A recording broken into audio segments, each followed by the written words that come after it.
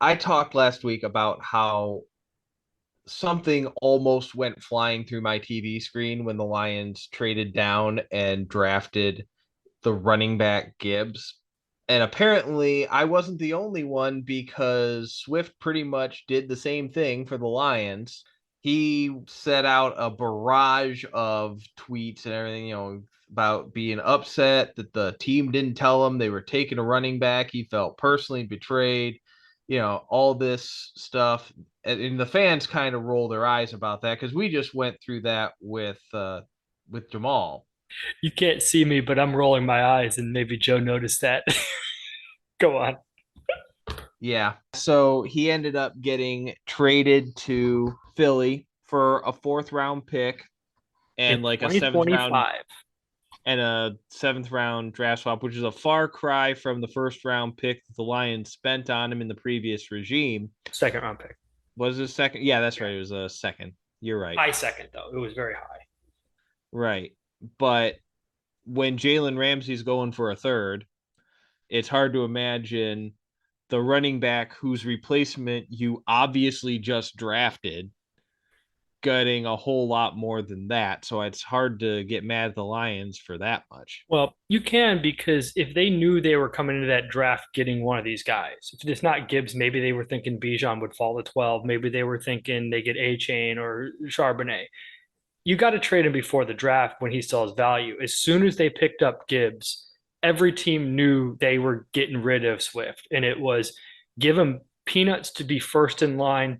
If not, he's going to be cut, and we can see if we can win the waiver. Philly's at the bottom of the waiver order, so they'll give you a mid-round pick 2 years from now, which they'll probably let Swift walk and recoup that in a compensatory pick for all we know.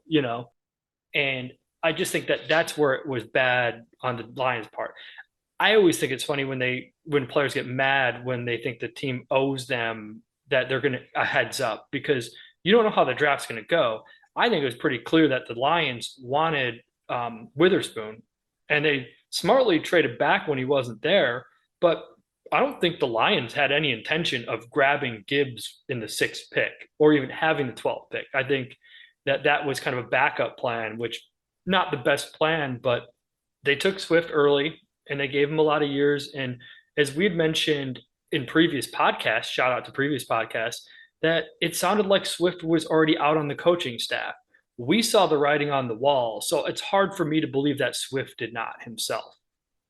Yeah, the word on the street is Swift is going to wear the number 0 in Philadelphia in honor of the number of healthy seasons he's had. But Story checks out. what can I say? But yeah, I mean, the other foul paw about this from Detroit's perspective is they just traded a running back in his contract year. And it's still his contract year. They did not extend it that I know of for Philadelphia yet. So we're going to see how much of this the last couple of years of Swift not being available was injured versus hurt. Yeah. And because he was a high second round pick, they don't have a fifth year option to even consider exercising. So he is in a contract year straight up, other than, a franchise tag. This is Joe Smith from the Midwest Football Podcast. Please remember to like, subscribe, and leave a comment. It all helps us grow our show. Look for our full show too, anywhere you find podcasts. Links below.